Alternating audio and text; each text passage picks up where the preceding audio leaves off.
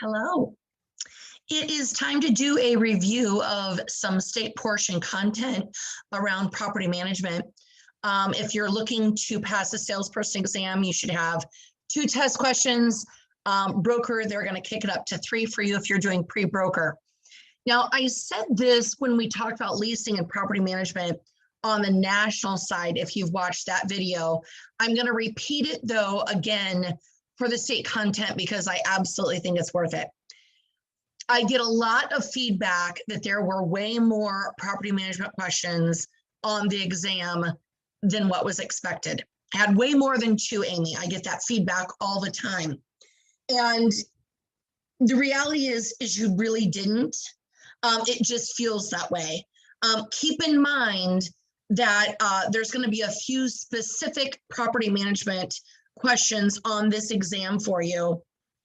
Otherwise, a seller equals a landlord, a buyer equals a tenant, a property management agreement would maybe equal a listing contract, and a lease would maybe mirror a purchase agreement. So when it comes to leases and purchase agreements, those are contracts. So all the laws of contracts, no matter what the Iowa law is, still matters.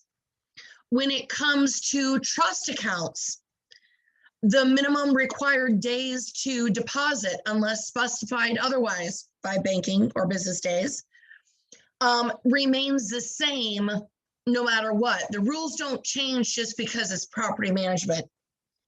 So all of those foundation are the same. We're enhancing some items specifically for property management because it's a little bit different aspect. You've got a contract that allows you to not just only do leasing, but marketing, creating cash flow reports, hiring maintenance workers for the property grounds, paying maybe expenses on behalf of the owner, such as property taxes, insurances, and things of that sort. So the contract is a lot different than an agreement to purchase. But again, a contract is only valid if it meets certain requirements, no matter what kind of contract it is. So I want to just, with that platform, really review for you some basic and then some very specific things. One thing I will point out is that a licensee shall never give the owner, the licensee shall give the owner or authorized agent, make sure that they've got a legible copy of everything that they sign, every written property management agreement. It's the same as giving a copy of the purchase agreement to buyers and sellers. Anything someone signs, they must get a copy. I mentioned that 5 banking days for deposits. That's true for deposits. It's also true for earnest money. It's the same amount of days. Okay. Here's where it gets unique. Let's say you end your property management agreement with the property owner. The law says that if you're not going to renew that agreement, or let's say you, by mutual agreement, decide to terminate it before it expires, the law says that you, as the former property owner now, must send a notice to all the current residents, letting them know who's going to be the new property manager and where their deposits exist. Now, I think that that seems weird when I originally read it. I think I'm out of contract with you, or we mutually decide to split ways. You're on your own. Figure it out. I don't work for you anymore.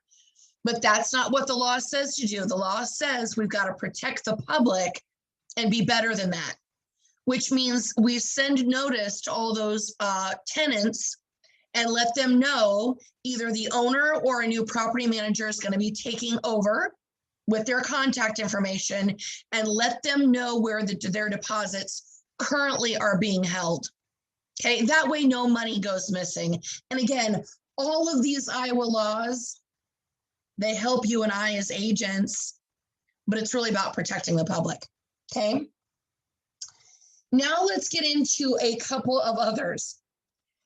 This says about financial dealings, that a check shall not be issued or presented for payment prior to sufficient funds being in the owner's account to cover the check.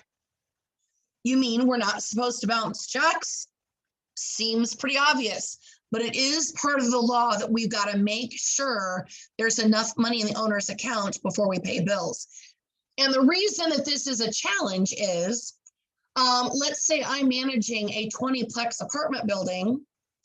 One, is it filled to capacity? Maybe not. Number two, do you think everyone pays their rent on time? Maybe not. Do you think anyone pays their rent and the check bounces? Maybe not. But you as a property manager still have to write the mortgage check on behalf of the owner, pay taxes on behalf of the owner, pay vendors that service the property on time, even though you maybe didn't get your rent efficiently and on time. So that's why we had to write it as a law, because that is a little bit of a pinch hit for a property manager.